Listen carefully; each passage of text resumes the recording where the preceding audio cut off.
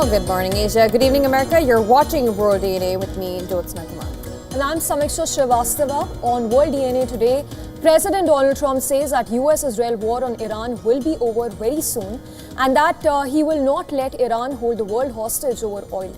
In fact, Trump has also claimed that US and Israel had struck as many as 5,000 targets since the war began. That is on 20th of February. We'll get you the key excerpts from Trump's statement on the show today. Well, also on the show, Russian President Vladimir Putin held a phone call with U.S. President Donald Trump, and this is to discuss the war in Iran and other key issues. Now, Putin called for a quick political and diplomatic settlement to the U.S.-Israeli war against Iran, and Trump also offered his assessment of the developing situation in the context of the ongoing U.S.-Israeli operation. We'll get you all the details on that as well on the show. Let's begin with the headlines.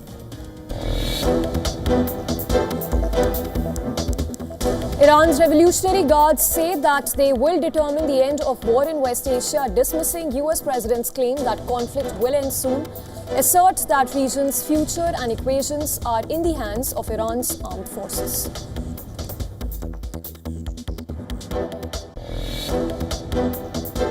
I will not allow a terrorist regime to hold the world hostage and attempt to stop the globe's oil supply, and if Iran does anything to do that, they'll get hit at a much harder level. Donald Trump threatens a larger attack on Iran if it blocks supplies of oil, whose prices have spiked over the war in West Asia. Says he will not allow the regime to hold the world hostage.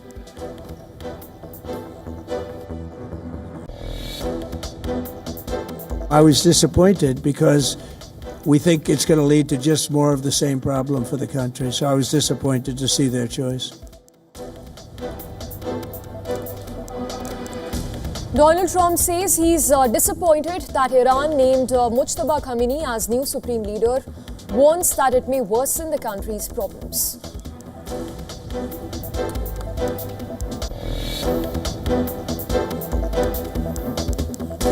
More than 20 heavy explosions heard across Tehran as Israeli forces launch a new wave of airstrikes on Iran's capital. Israel says it also struck an Iranian missile launcher after incoming fire triggered air raid alerts.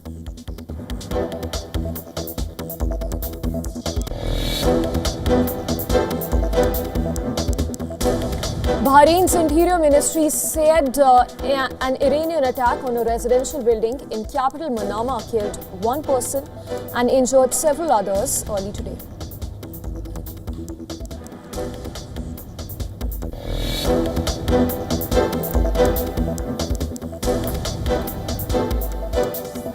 NATO says it shoots down a second Iranian ballistic missile in Turkish airspace, prompting Turkey to warn Tehran against provocative steps as both sides discuss the incident.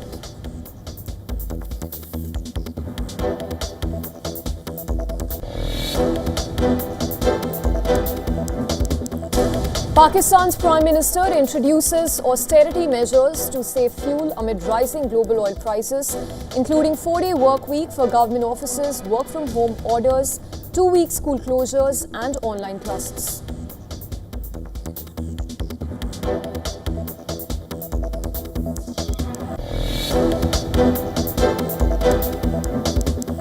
Anthropic files suit against Trump administration, alleging U.S. government retaliated against the company for refusing to let its Claude AI model be used for autonomous, lethal warfare and mass surveillance of Americans.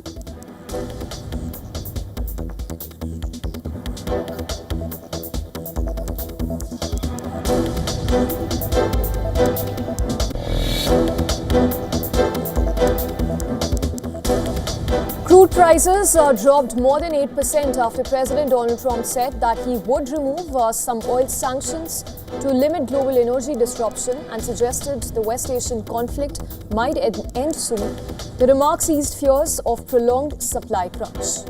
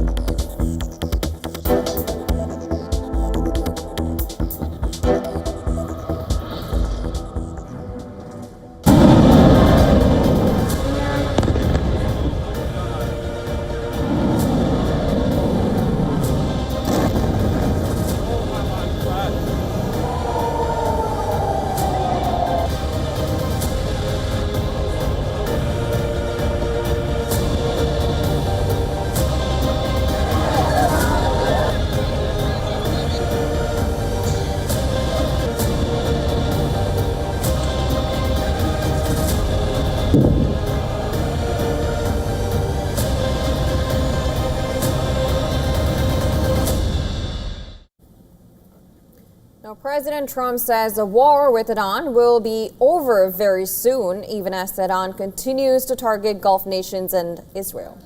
In fact, here are the latest developments. President Donald Trump claims that the war with Iran is wrapping up soon, while saying that it would be short-term excursion. But he also insisted that the offensive would continue until the enemy is totally and decisively defeated. Trump said, and I quote, "We have already won in many areas, but we have not won enough." We took a little excursion because we felt we had to do that to get rid of some evil. And I think you'll see it's going to be a short-term excursion. President Trump also doubled down on his threat to strike Iran with unprecedented force if it stops the flow of oil through the Strait of Hormuz. Trump, writing on Truth Social, warned that Iran will be hit 20 times harder if it does anything that stops the flow of oil within the Strait of Hormuz. Now, Trump added that death, fire, and fury will rain upon Iran before expressing hope that it does not happen. Iran's Islamic Revolutionary Guard Corps says that it will determine the end of the war, and this is after President Trump said that the conflict would end soon. The IRGC statement says it is we who will determine the end of the war. The equations and further status of the region are now in the hands of our armed forces. American forces will not end the war. In fact, the IRGC also says that Tehran will not allow 1 liter of oil to be exported from the region if US and Israeli attacks continue. Meanwhile, Bahrain has said that the latest Iranian attack on a residential area in the capital, Manama, has killed 1 person and injured others. Its interior ministry said that initial reports indicate 1 person died and others were injured in a blatant Iranian attack targeting a residential building in the capital. UAE says that its consulate general in Iraqi Kurdistan was targeted in a drone attack, which left damage but no casualties. A foreign ministry statement called the statement a dangerous escalation and a threat to regional security and stability. The statement, however, did not say where the drone had been launched from. On the other hand, Iranian President Masoud Pezeshkian spoke by phone with his Turkish counterpart Recep Tayyip Erdogan after an incoming Iranian missile was intercepted in Turkey's airspace. Now, NATO said it shot down the missile fired from Iran, prompting a stern warning from Turkey to Tehran not to take provocative steps. The missile was the second fired from Iran to be shot down in Turkish airspace in 5 days. Additionally, Israeli military says that it destroyed a launcher in Lebanon, that is just 10 minutes after it was fired at northern Israel. Hezbollah has launched a barrage of missiles at Israel in what is called its deepest attack since hostilities intensified last week, wounding 16 people. Also, the toll from the Israeli strikes on Lebanon has now risen to 486. Australia has now granted asylum to some of Iran's visiting women's football team over fears they face persecution at home for not singing the national anthem before a match. Now, this comes after 5 players escaped the team hotel on Australia's Gold Coast. The players' stance ahead of an Asian Cup tournament match in Australia last week was widely seen as an act of defiance against the Islamic Republic.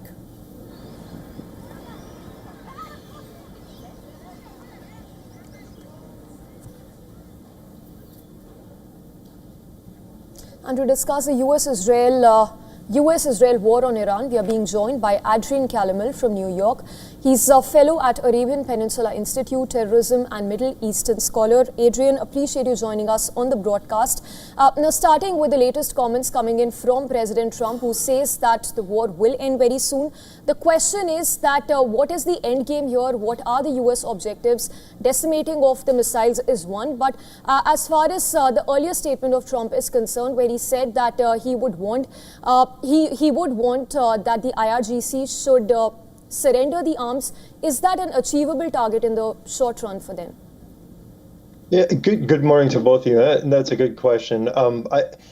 That's the one thing that Trump has been doing. This is definitely objective based instead of putting forward timelines, which a lot of people ask for, and that's not the right thing to do in any type of battle, war, conflict, you name it. Can he reach those objectives? What are those objectives? Yes, the ballistic missiles, the drones that were used as a shield against the nuclear program. But I think we also need to look at this point, it's regime change. This regime cannot stay in its current structure with the IRGC propping it up. There's some centers of power, let's say gravity, within the regime that are on the clerical side and the IRGC side that are probably, I would imagine, high on the target list. That if eliminated, you would start to see some cracks in lower levels of the IRGC. We have to remember that not all members of the IRGC are zealots, and the United States and whoever comes in can't make the same mistake of that we did in Iraq with de-Baathification process, where we said you're all evil individuals and you'll have no say in the government, and that eventually spawned into ISIS. So we can't make those type of mistakes. We have to look for those cracks, and the cracks can happen once there's enough pressure put at the top. That being said, Mojtaba Khamenei has been very close to IRGC, although he has not really had an official position before currently, after he has been appointed as the new leader. But he has been close with the IRGC. Do you think that, we've been speaking to some guests from Tehran as well, and of course from the ground, the regime, do you think it's that easy to break down, as you mentioned, because we have seen it's 47 years, and now with this son taking over, and there's no decentralization power, we have one person who will be taking the call. And so far, Iran has been able to maintain that kind of defense. All the goals that U.S. and Israel had to eliminate everyone on the top spot, the nuclear facilities, have they been able to achieve it if they wanted to yet? Well, they've achieved a lot of the objectives with the nuclear facilities. They've achieved a lot of the objectives. If you look at the incoming missile launches, the incoming drone attacks, the drones have been more problematic. But as far as the ballistic missile attacks, I think this has gone off better than anyone could really have expected, even with the damage that we've seen and the number of interceptions at the UAE and other places. But Mojtaba is one of those individuals I'm talking about, center of power. That's one reason why an individual like Mahmoud Ahmadinejad, who was a former president and everybody thought was completely irrelevant, was taken out in that first day, because he was the one that really drew the IRGC and the guards closer into that circle with Ayatollah Khamenei. So there needs to be this fracturing between, as I said, this clerical group that's tight with the IRGC, and Mojtaba represents that, and then the IRGC. We can't overstate the amount of influence Soleimani had on Khamenei, Ayatollah Khamenei. I mean, he was his senior advisor, and this is a person who was not a cleric. And Mojtaba, he was brought in, and it was suspected, and everybody suspected that once Ayatollah Khamenei, Ali Khamenei died, Mojtaba would take the throne, especially after Raisi died in that helicopter crash. So it is possible. I think we're discounting the resistance that's been happening on the ground for quite some time that is organized, and they haven't gotten that dog whistle yet. It's to say it's safe, come out in the streets and take back your country. Adrian, talking about the global supply chain disruption, and Trump, of course, saying that he will ensure that the war ends soon.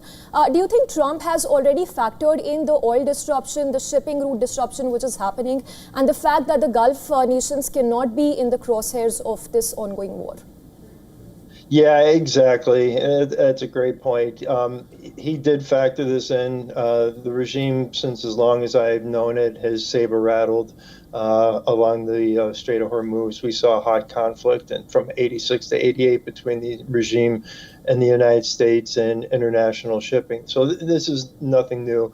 They calculated for it. I think, based on all estimates from what I know about the regime's Navy and from what the reporting I'm getting from CENTCOM is, they've reduced it, and I would imagine in a matter of time you will see more shipping coming through. Now, the big concern is, do they pivot and say, okay, Houthis, you open up fire here and threaten the Bab el-Mandeb Strait and the Red Sea, and that's the other oil supply coming down. But the United States just positioned another aircraft carrier strike group in the Red Sea, so with the third one taking its place in the Mediterranean. And that being said, of course, we have some, Turkey has now, NATO rather, has shot down a ballistic missile. And of course, right now what we're looking at is Iran is trying to, of course, not just defend, but also attack. But do you think that is there some kind of underestimation of this power from Iran? Because we still have not seen any action from Houthis, although they had committed and vowed to follow the new leader. Do you think there is some kind of underestimation? Because they have dragged on till now, and we still have statements coming on from IRGC that they're the one who's going to determine when the war ends. Yeah, I mean, that's how they've run, and the IRGC views the Houthis as an appendage of their organization, just as they view the Kataib Hezbollah, Hashd al-Shabi, all the Iraqi militias that operate there. They haven't been dealt with at all during the Biden administration or during the Trump administration during this term. So they absolutely remain a concern, and I would imagine that there's been a lot of noise coming out of Iraq, and there's I have serious concerns about our embassy, our staff personnel, even though it's reduced, that's there. The government is connected to Tehran. It's just basically a province of the Islamic Republic. So, that's the next place it could flare up. And we haven't seen it since really, there's been some sporadic things since, October 7th, 2023, but not a whole lot coming out of Iraq. Yes.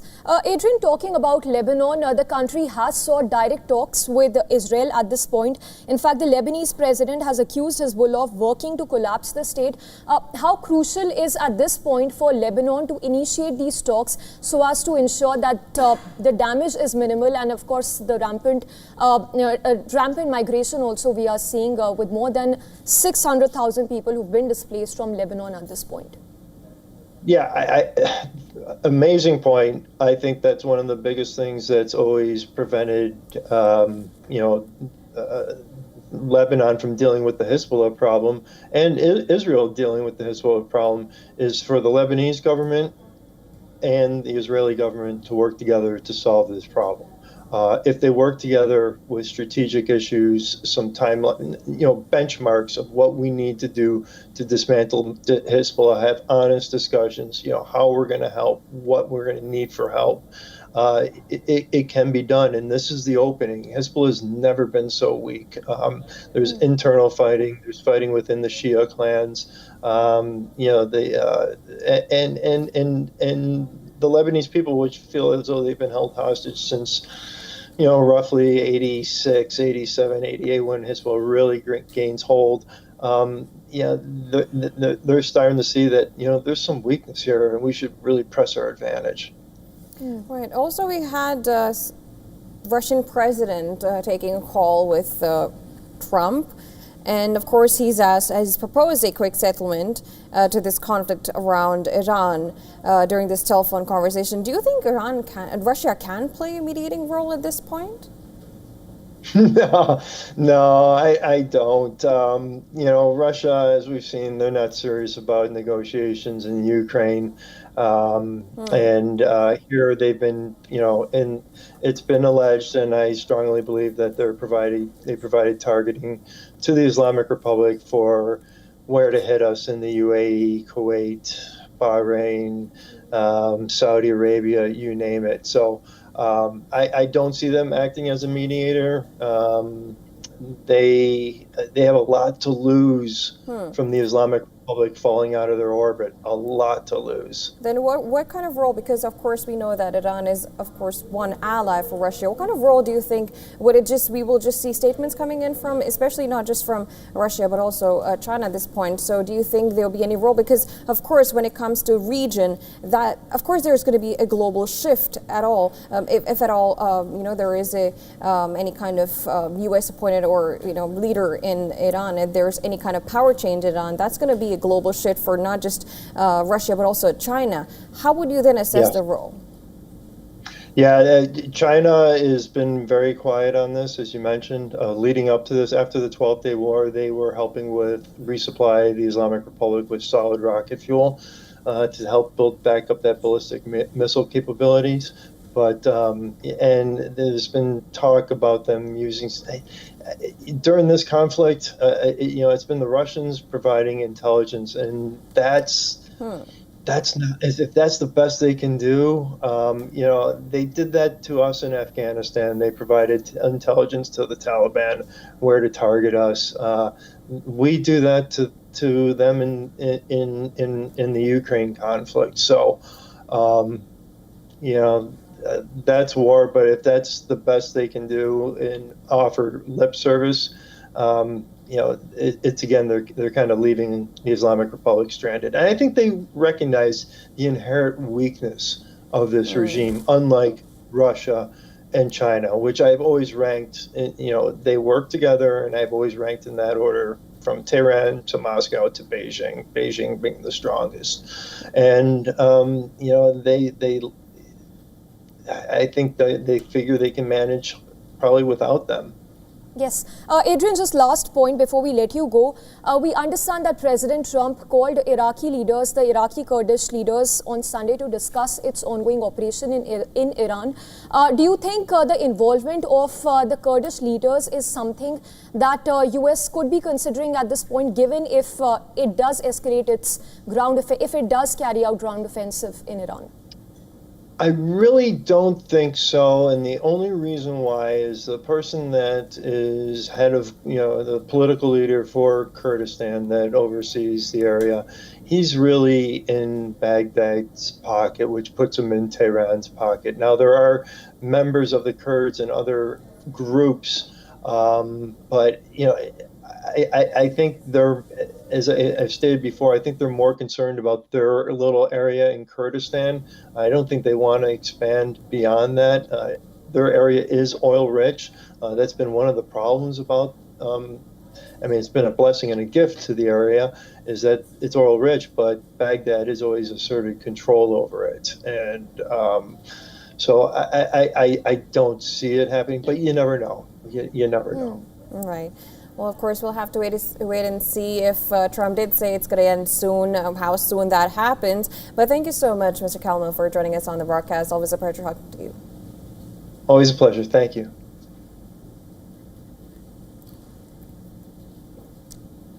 All right, shifting focus then, Russian President Vladimir Putin has proposed a quick settlement to the conflict around Iran during a telephonic conversation he had with President Donald Trump. Well, the Kremlin described the conversation between two leaders, their first since December, as frank and constructive. Briefing reporters, Kremlin foreign policy aide Yuri Ushakov said Putin called for a quick political and diplomatic settlement to the U.S.-Israeli war against Iran, who is a key Russian ally. He added the leaders also discussed the war in Ukraine and noted that Russia's battlefield gains should prompt Kiev towards negotiations.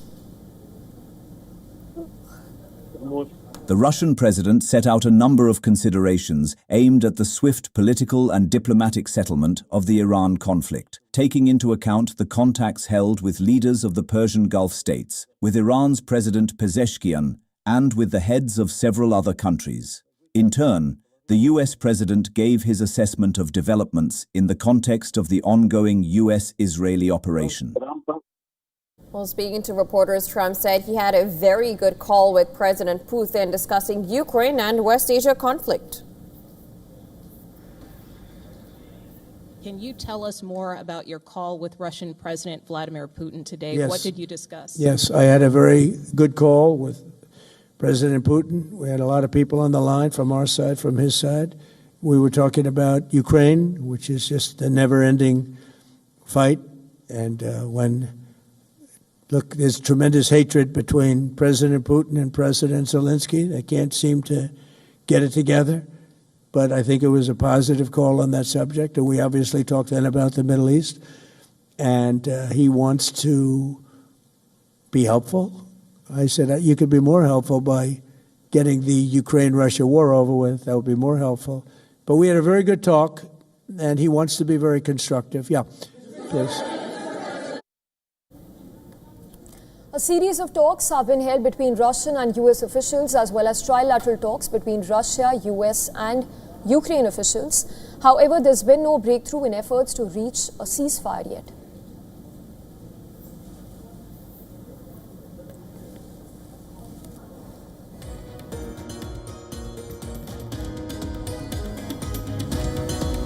We're taking a very short break right now, but we'll be back with World DNA on the other side. And coming up, Australia has granted visas to 5 members of Iran's women's soccer team to stay in the country after they sought asylum fearing persecution in their home nation. We'll get you all the details on the other side. You're watching Beyond World is One. Stay tuned.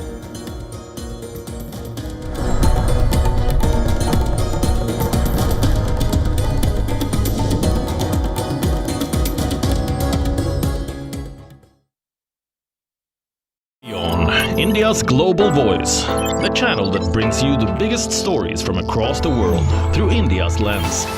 Now available in more than 190 countries worldwide, because we believe that the world is one. Watch us in Africa, Europe, USA and Canada, South America, Asia Pacific, Middle East and North African regions. Also available on these digital platforms across the world. WION, World is One.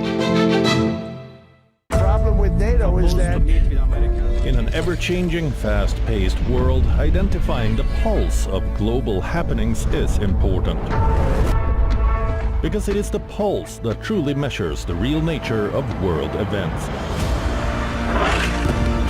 It monitors the shifting geopolitical landscapes and anticipates what lies ahead.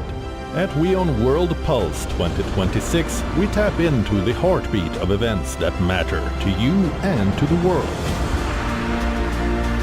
7 pulsating themes, 100 plus thought leaders, 1 dynamic platform, WION World Pulse. The rhythm of the new world order.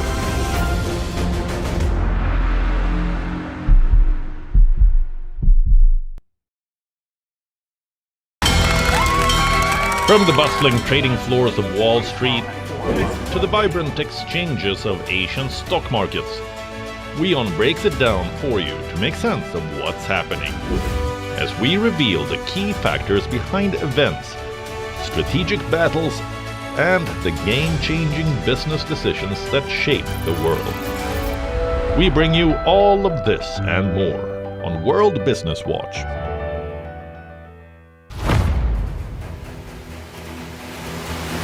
Get the latest updates. destroy their Breaking missiles news. and raise their Credible, clear, continuous. Experts across aisles. Diverse voices, one platform. WION World is One.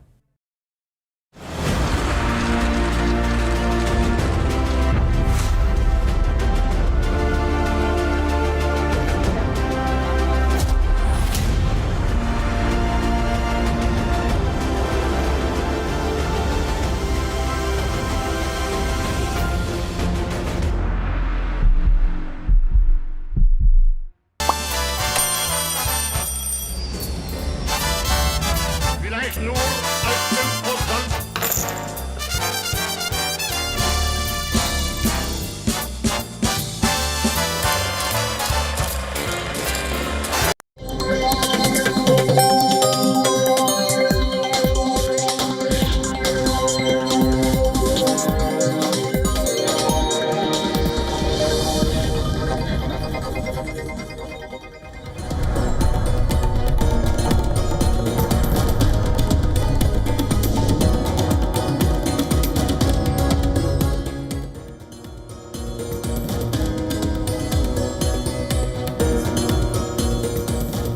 Welcome back. Thanks for staying with us. You're watching Beyond World is One, and this is World DNA with me, Jyotsna Kumar, and my colleague, Samiksha Srivastava. Let's begin with the headlines.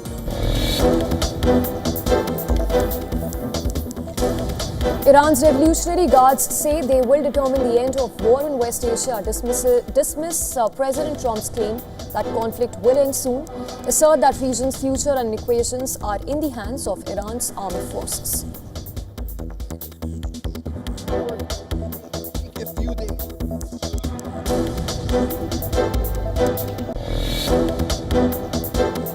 I will not allow a terrorist regime to hold the world hostage and attempt to stop the globe's oil supply. And if Iran does anything to do that, they'll get hit at a much, much harder level. Donald Trump threatens a larger attack on Iran if it blocks supplies of oil whose prices have spiked over the war in West Asia. Says he will not allow the regime to hold the world hostage.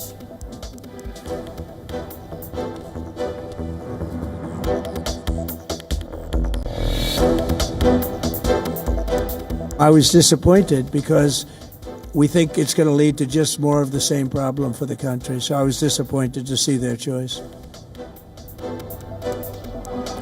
Donald Trump says he is disappointed that Iran named Mujtaba Khamenei as new supreme leader, warns it may worsen the country's problems.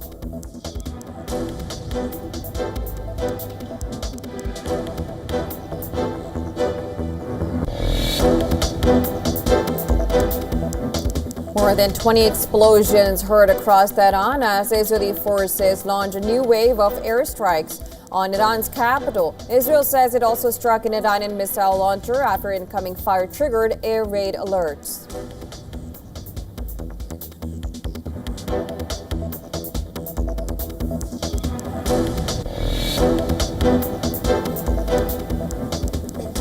Prime Minister Anthony Albanese says Australia will deploy an E-7A wedge-tail plane and personnel to the Gulf for 4 weeks to protect its airspace.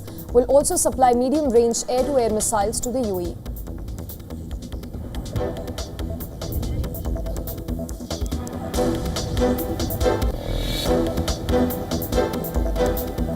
Pakistan's Prime Minister introduces austerity measures to save fuel and rising global oil prices, including a 4-day work week for government offices, work from home orders, 2-week school closures, and online classes.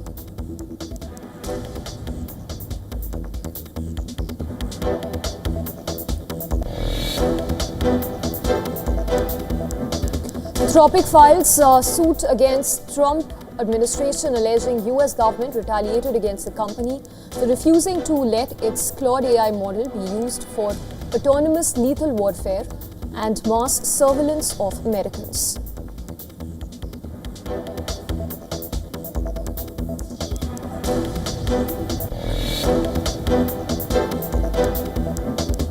North Korean leader's sister Kim Yo-jong warns of terrible consequences over annual South Korea-U.S. military drills which began on Monday under the name Freedom Shield and involve around 18,000 South Korean troops.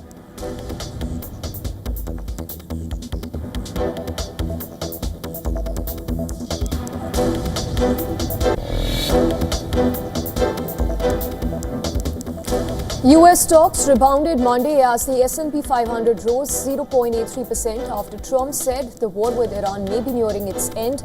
The Dow Jones Industrial Average and Nasdaq Composite also gained after recent sharp losses.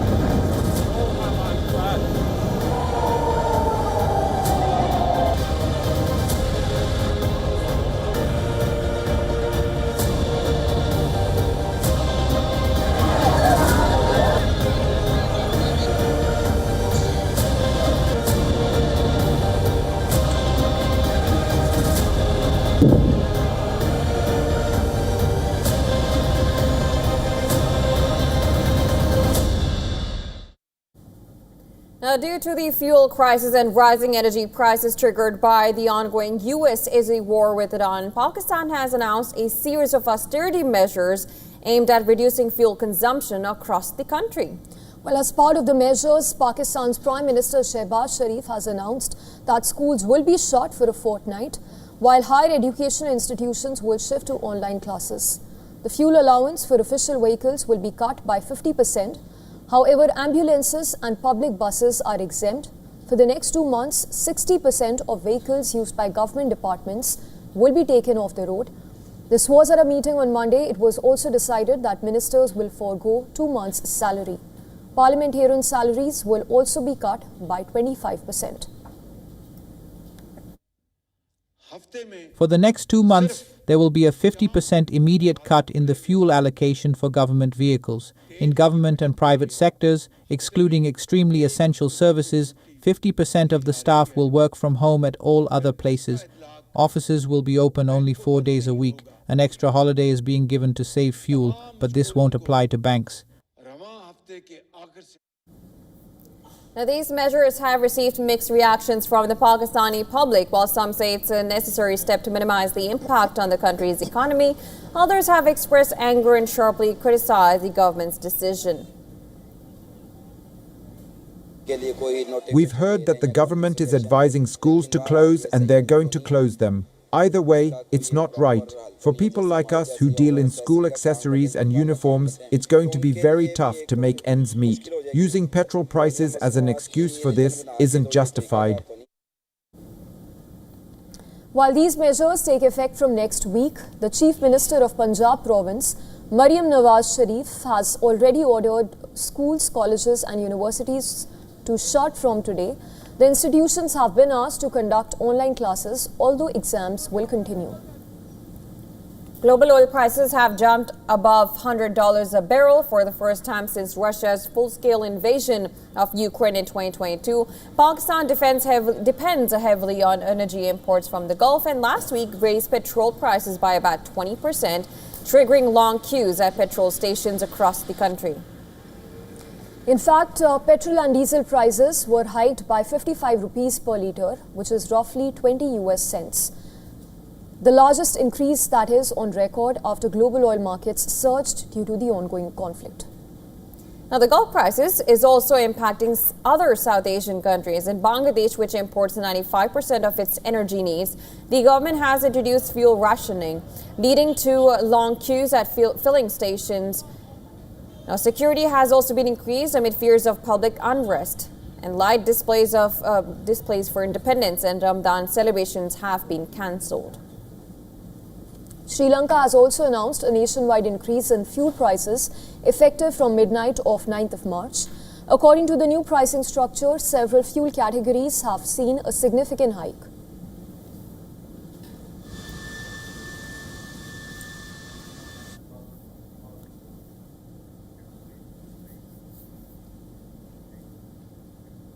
Israel faces serious allegations of carrying out chemical attacks on Lebanon as tensions escalate in Iran war. Well, while Israel denies the allegation, Lebanon says nearly 400 people have been killed in Israeli offensive. Now, here's a report that gives you more details. Take a look.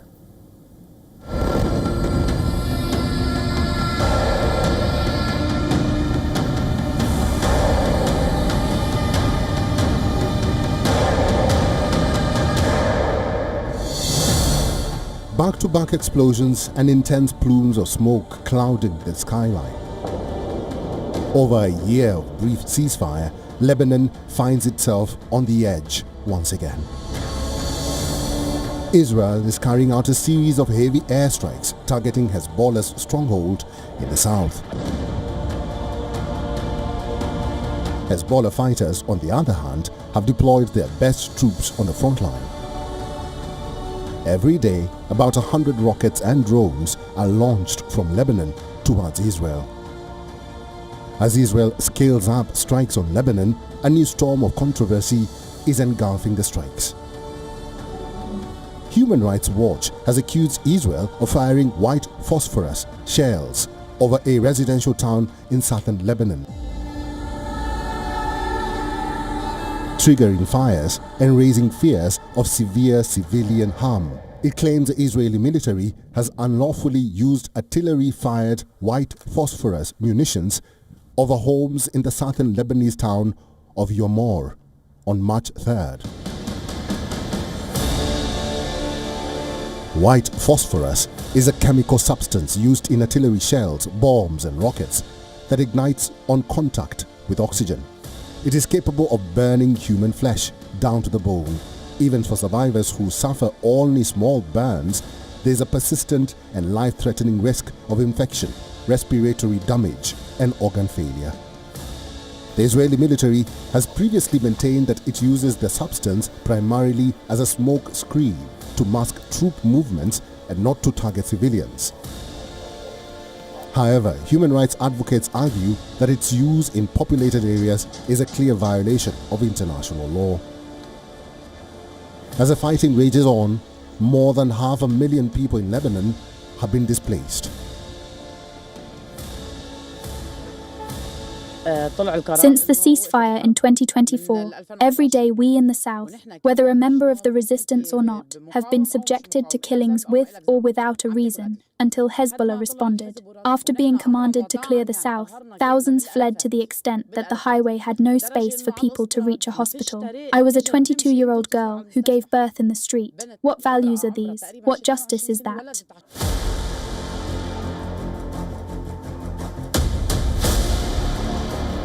They are targeting children. We have not seen anyone from the Lebanese army or the government come and stand with us. We are moving the martyrs from the ground. Is the conspiracy only against the people of the south? Lebanon was drawn into the war last week when Iran-backed militant group Hezbollah attacked Israel in response to the killing of Iranian Supreme Leader Ayatollah Ali Khamenei during the Israel-US strikes. As the conflict spreads across the region, the latest accusations of Israel using banned ammunition threaten to add a new and dangerous dimension to an already explosive war. Bureau Report, WION, World is One.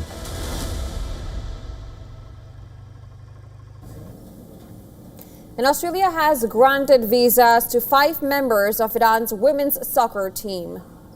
That is to stay in the country after they sought asylum, fearing persecution in their home nation.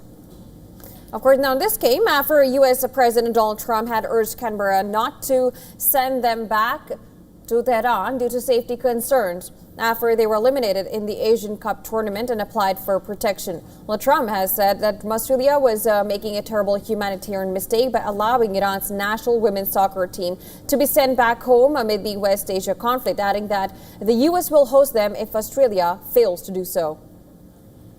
Australian Home Affairs Minister Tony Burke said that 5 players had been moved to a safe location by the Australian Federal Police, while adding that remaining players currently at a hotel on the Gold Coast, 2 have been offered the option to remain in Australia. These women have been weighing up an incredibly difficult decision. And I respect that, even though the offer continues to be there for other members of the team, it is quite possible and indeed likely that not every woman on the team will make a decision to take up the opportunity that Australia would offer to them. What matters here is that they have the best agency they can over those decisions.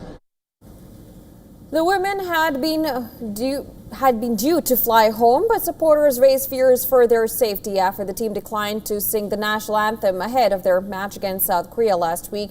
And this prompted criticism in Iran, with one conservative commentator accusing the team of being wartime traitors and pushing for harsh punishment. Well, Soccer's Global Players Union has said that serious concerns for the welfare of the Iran team after they were labelled so. بزرگ بازی کردیم این گروهی هم که هستیم واقعا تیمای خیلی خوبی هست.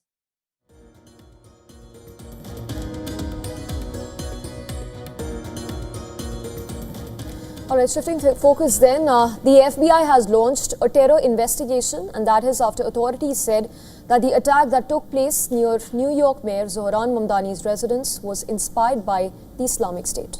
Well, 2 men, 18-year-old Emir Balat and 19-year-old Ibrahim Kayyumi, arrested in a connection with the incident from outside the mayor's residence, are currently facing terrorism charges. Searches were also carried out by FBI and Joint Terrorism Task Force to add the residences of both the accused in Pennsylvania. New York City Police Commissioner said after the arrest that one of the accused, Balat, had told police that he wanted to carry out an attack even bigger than the Boston Marathon bombing in 2013 that killed 3 people. She further called it a planned attack motivated by extremist ideology, as they were inspired by ISIS videos.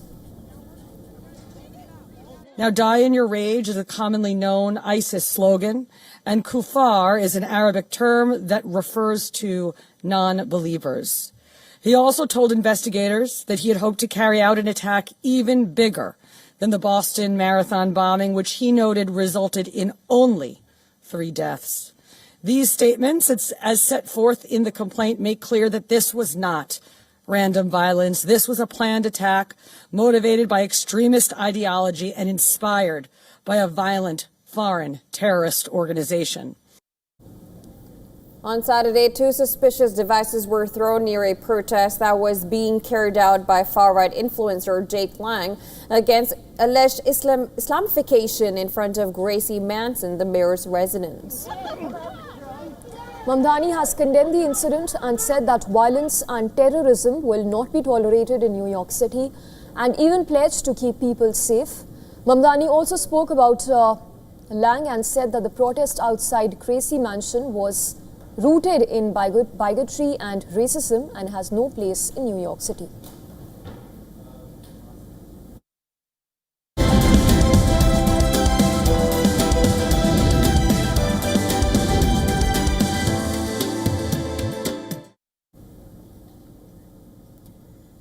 U.S. President Donald Trump says the United States will temporarily waive certain oil-related sanctions in an effort to stabilize global energy supplies.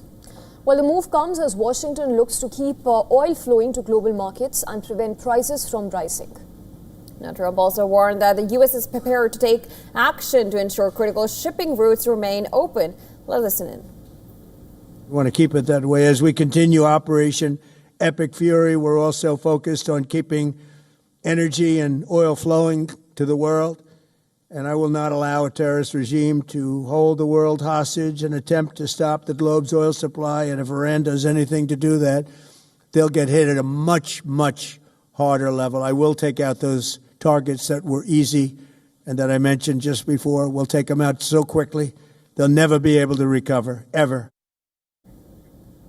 President Trump said that the U.S. government will temporarily lift some oil-related sanctions to keep global energy supplies flowing and help bring down oil prices. Trump even said that the decision was aimed at preventing supply disruptions and stabilizing market rattle by rising geopolitical tensions. We're also waiving certain oil-related sanctions to reduce prices. So we have sanctions on some countries. We're going to take those sanctions off till this straightens out. Then who knows, maybe we won't have to put them on. There'll be so much peace. But when the time comes, the U.S. Navy and its partners will escort tankers through the strait if needed. I hope it's not going to be needed, but if it's needed, we'll escort them right through. Now, the U.S. has long used energy sanctions against countries such as Iran to restrict oil exports, but the administration now says limited waivers could help offset supply risks. Global oil markets are highly sensitive to supply shocks. The world consumes roughly 100 million barrels of oil per day, and even small disruptions can trigger significant price increases.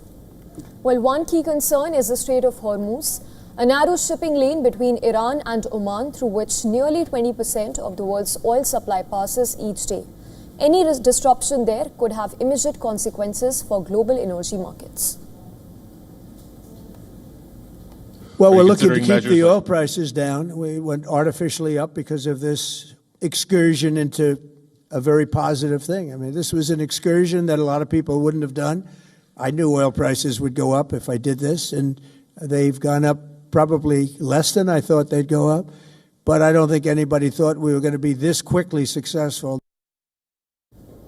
Now, the president also acknowledged that oil prices rose following what he described as a U.S. military excursion, but said that the increase was smaller than expected. Energy analysts say that the temporary sanctions relief could allow some sanctioned producers to increase exports in the short term, helping stabilize supply while geopolitical tensions remain high. Well, for consumers, the impact could determine whether fuel prices continue rising or begin to ease in the coming weeks.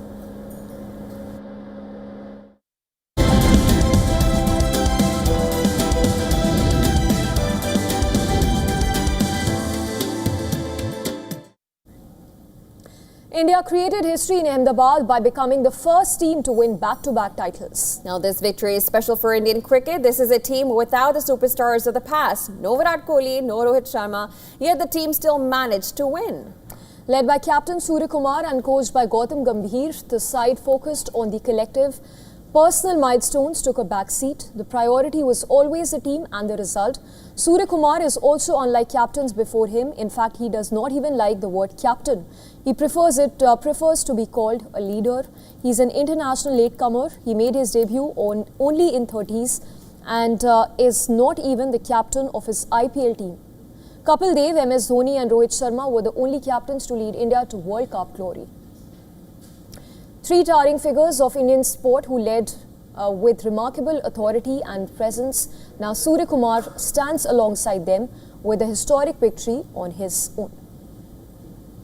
I think Surya has made my life a lot easier in this format. I think he's a phenomenal leader. I think, yes, he very rightly mentioned that he doesn't want to be called as a captain. He wants to be called as a leader because leader is a far bigger father figure in a dressing room than a captain.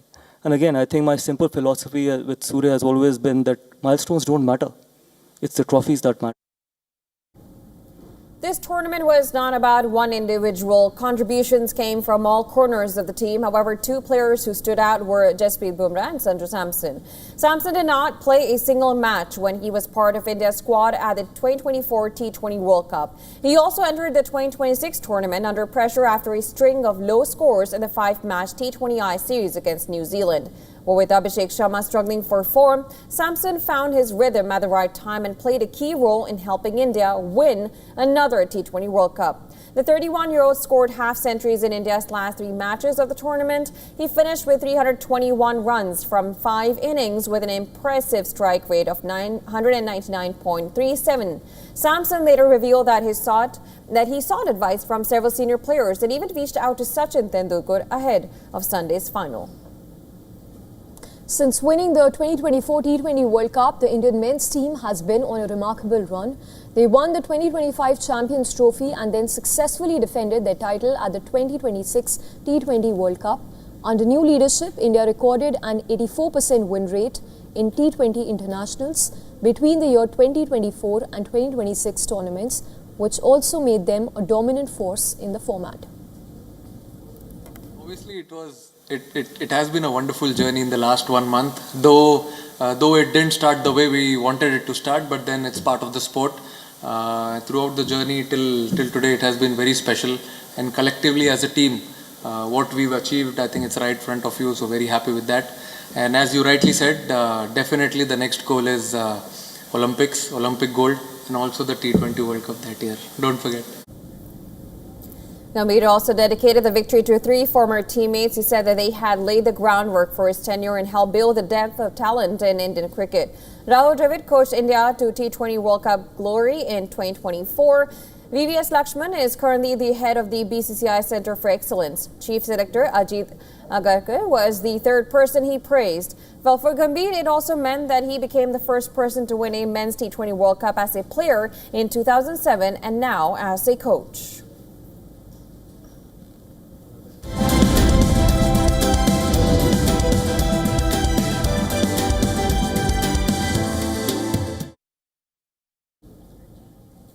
Well, law enforcement officials maintained a heavy presence outside the residence of music superstar Rihanna.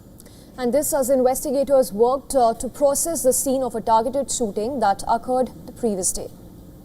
The workers were observed carrying several suitcases from the property while police tape continued to block the primary access road leading to the estate. The increased activity follows a chaotic Sunday afternoon where multiple rounds of gunfire were directed at the singer's home. And according to reports, the Los Angeles Police Department responded to the scene at approximately 1:21 p.m. local time on Sunday. Authorities quickly detained a 30-year-old female suspect in connection with the incident. While police radio traffic indicated that roughly 10 shots were fired from a vehicle positioned across from the property's gate, the specific motive behind the attack still remains under investigation.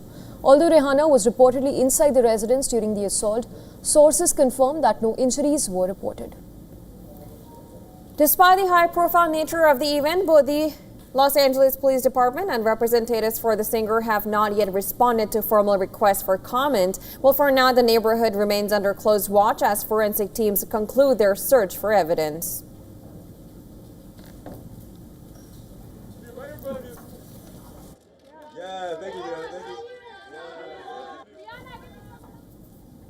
right, with that, we call a wrap to World DNA for today. But news and updates will follow on the other side. Don't go anywhere. You're watching WION The World is One. Stay tuned.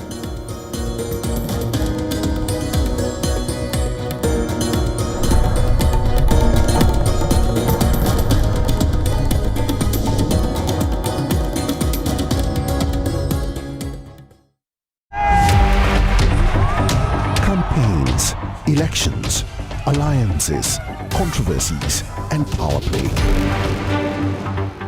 Beyond the noise and rhetoric, no election, no ballot issue too small. Stories that analyze global and domestic politics. More than just headlines. A dedicated show with varied perspectives, expert take, citizens' voices, detailed ground reports, and in-depth coverage from political corridors of the world. This is Race to Power. Only on WION. World is One.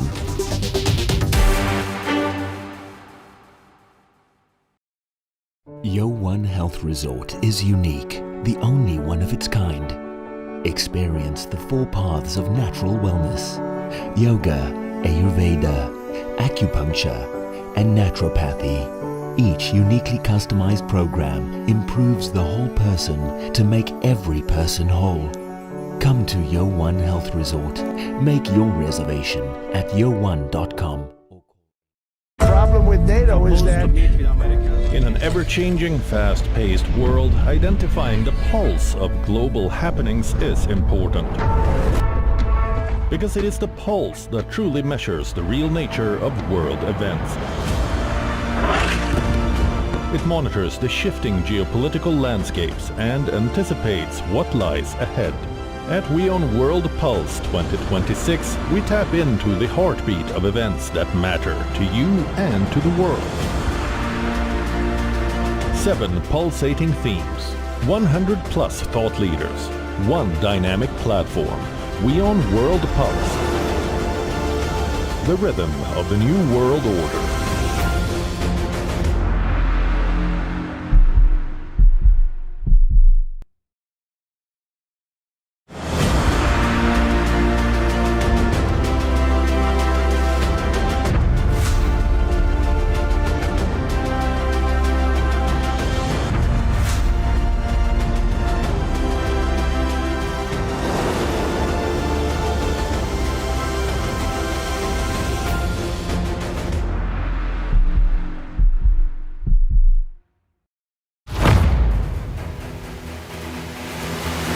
Get the latest updates. destroy their Breaking missiles news. and raise their... Credible, clear, continuous. Experts across aisles. Diverse voices, one platform. WION World is One. From the bustling trading floors of Wall Street to the vibrant exchanges of Asian stock markets, WION breaks it down for you to make sense of what's happening. As we reveal the key factors behind events, strategic battles, and the game-changing business decisions that shape the world. We bring you all of this and more on World Business Watch.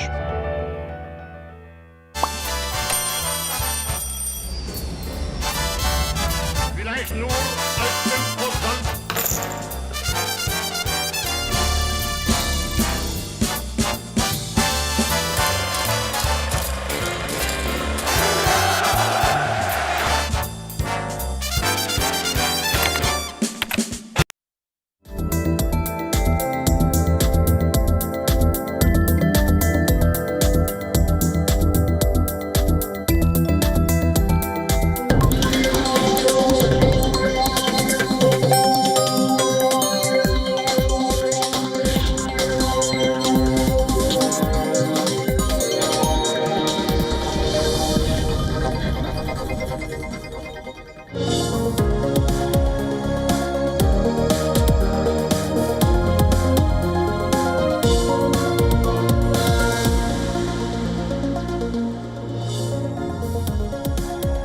Thanks for staying with us. You're watching WION World is One. I'm Adya Juneja. Let's start with the headlines we're tracking for you at this hour.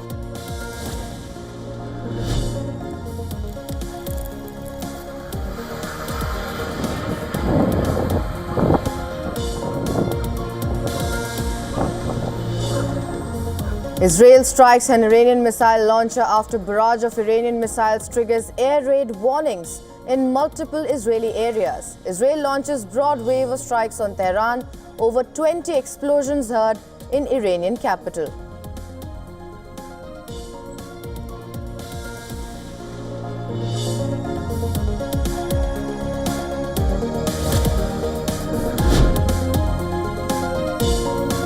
Vladimir Putin and Donald Trump discuss Iran war during a telephone call. Putin's advisor says the Russian president called for a quick political and diplomatic settlement to war against Iran, which has been key ally for Russia.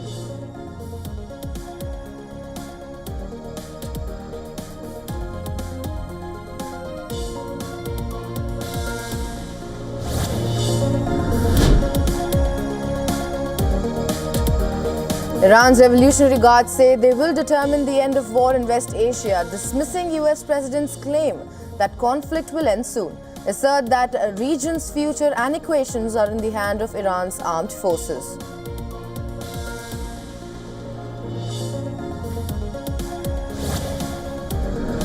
I will not allow a terrorist regime to hold the world hostage and attempt to stop the globe's oil supply, and if Iran does anything to do that, they'll get hit at a much, much harder level.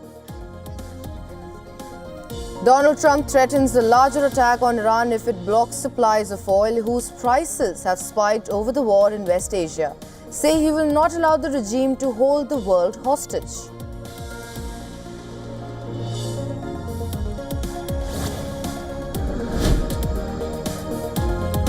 PM Anthony Albanese say Australia will deploy an E-7A wedge-tail plane and personnel to the Gulf for 4 weeks to protect airspace. Will also supply medium-range air-to-air missiles to the UAE.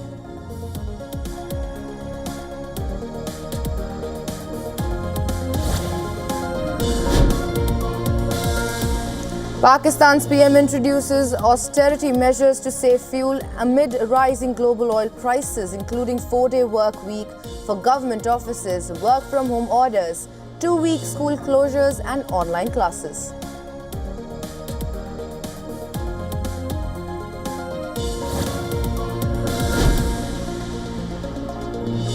Anthropic files suit against Trump administration, alleging US government retaliated against the company for refusing to let its cloud AI model be used for autonomous lethal warfare and mass surveillance of Americans.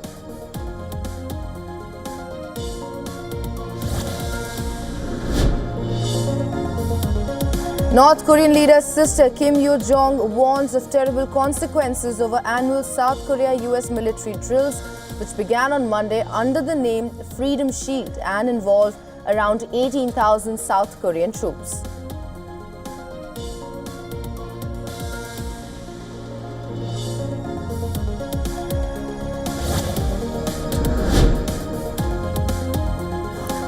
US stocks rebounded on Monday as the S&P 500 rose 0.83% after Donald Trump said the war with Iran may be nearing its end. The Dow Jones Industrial Average and Nasdaq Composite also gained after recent sharp losses.